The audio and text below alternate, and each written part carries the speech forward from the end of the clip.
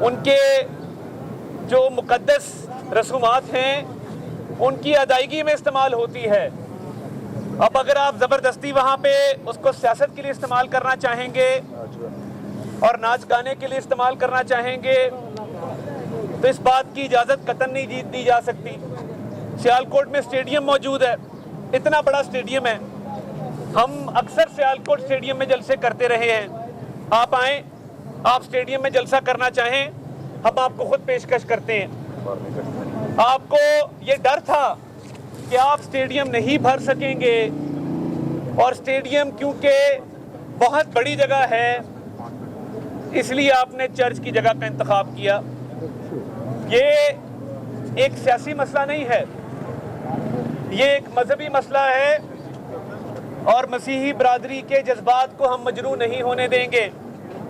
مسیحی برادری کے پاسٹر صاحبان، چرچ کے منتظمین اور مسیحی برادری کے نوٹیبلز نے نہ صرف تحریری طور پہ بلکہ انہوں نے بیانات کے ذریعے بھی اس عمل کی شدید مذمت کی ہے کہ چرچ کی زمین کو سیاسی اجتماع کے لیے استعمال کیا جائے۔ ہائی کورٹ میں ایک ریٹ پٹیشن بھی کی ہے۔ عمران نیازی صاحب، ہم آپ کو چیلنج کرتے ہیں، آپ کو بھرپور تعاون دیں گے، آپ سیالکوٹ کے اسٹیڈیم کے اندر جلسہ کریں، کوئی آپ کو نہیں روکے گا۔ آپ کہیں اور کرنا چاہتے ہیں، آپ کی منشا ہے، مگر جلسے کی آڑ میں اگر آپ کرسچن مسلم فسادات کروانا چاہتے ہیں، جلسے کی آڑ میں آپ چاہتے ہیں کہ مسلمانوں کا اور ان کے مسیحی بھائیوں کا آپس میں دنگا فساد ہو، جھگڑا ہو، خدا نخواستہ خون بہے، تو آپ کو انتشار پھیلانے کی اجازت نہیں دی جائے گی۔ اس ضمن میں اس مذہبی ایشو کو کنٹرول کرنے کے لیے سیالکوٹ میں تحریک انصاف کی مقامی قیادت کی گرفتاریاں بھی عمل میں اگر لانی پڑی تو ہم لائیں گے۔ میں اب دوبارہ واضح کر دوں، آپ کو اسٹیڈیم موجود ہے، سیالکوٹ کا بھرپور جلسہ کریں، بسم اللہ۔ بڑے بڑے گراؤنڈ ہیں سیالکوٹ کے اندر، مگر جلسے کی آڑ میں اگر آپ مذہبی ایشو بنائیں گے، مسیحی برادری کے جذبات کو مجروح کریں گے، مسلم مسیحی فسادات کروانے کی کوشش کریں گے، انتشار پھیلانے کی کوشش کریں گے، تو مجھے اس میں کہنے میں کوئی عار نہیں ہے کہ پی ٹی آئی کی سیالکوٹ کی مقامی قیادت کی گرفتاریاں عمل میں لائی جائیں گی۔ کسی کو اجازت نہیں دی جائے گی کہ وہاں پہ مذہبی ایشو کریٹ کریں۔ چرچ والے نہیں چاہتے کہ آپ ان کی زمین استعمال کریں جو کہ مذہبی رسومات کے لیے استعمال ہوتی ہے، آپ زبردستی گھسنا چاہتے ہیں۔ یہ تو اسی طرح ہے کہ کل کو مسلم لیگ نون اعلان کر دے کہ ہم کسی مذہبی جگہ پہ جلسہ کرنا چاہتے ہیں، یا مذہبی چھوڑ دیں، ہم بنی کالا میں جلسہ کرنا چاہتے ہیں، آپ اپنی گراؤنڈ دیں گے؟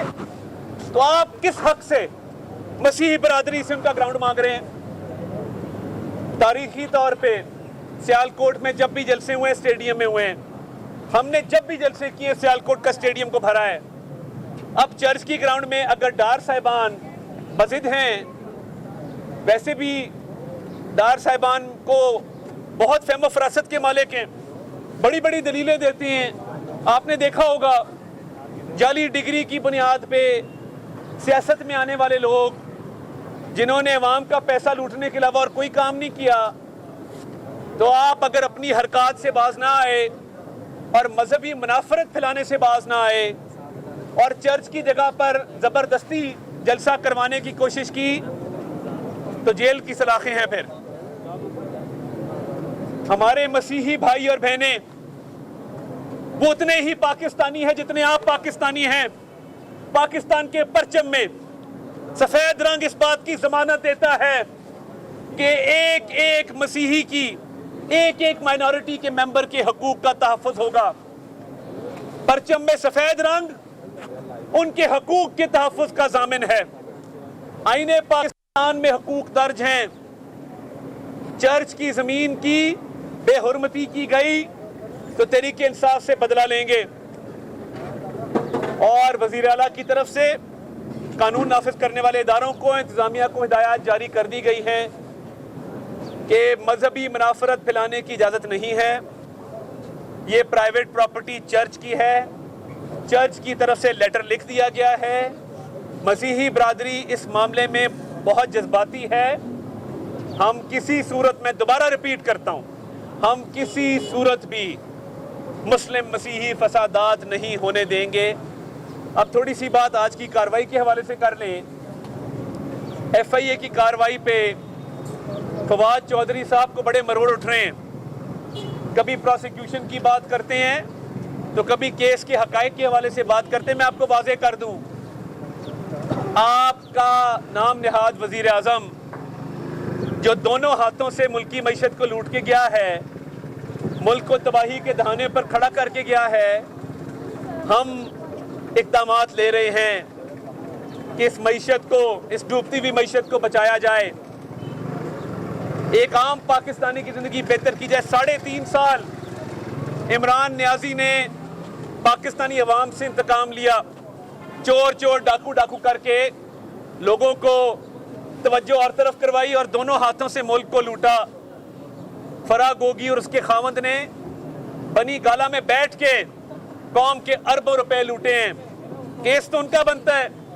اب ادھر جو پروسیکیوٹر ہیں جس کا لیٹر بہت لہرایا گیا، چلایا گیا، فواد صاحب کو بھی بڑا دکھ ہوا، تو یہ فواد صاحب کے ذاتی دوست تھے، سکندر ذوالقرنین ان کا نام ہے۔